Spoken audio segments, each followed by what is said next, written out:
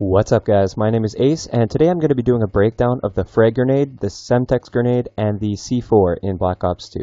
So let's jump right into the damage of these lethals. I used this particular spot on the map Express so that I could use the tiles to very accurately calculate the kill radius of each explosive. So the Semtex has a kill radius of about 4.5 tiles, which is pretty good, but you still have to be quite accurate to get consistent kills. The Frag and C4, however, have the same lethal range at about 5.5 tiles, which may not seem like much larger than the Semtex, but trust me, it is definitely a noticeable difference. So now let's move on to some of the stats of these three explosives. First up is the time it takes to throw the equipment. This is the total time that your gun will be unusable while throwing the equipment without the Fast Hands perk.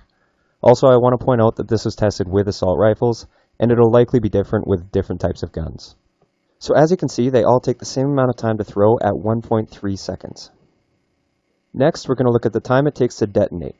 The Frag grenade takes exactly 4 seconds, the Semtex takes 2.3 seconds, and the C4 takes about 0.47 seconds at the fastest, and that's if you throw it and immediately start mashing the X button or the square button on PS3 as you're throwing it.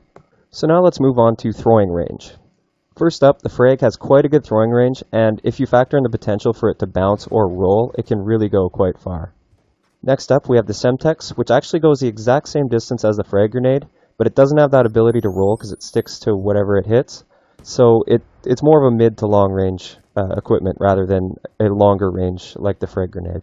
And finally, we have the C4, which goes only about half of the way as the Frag or Semtex does.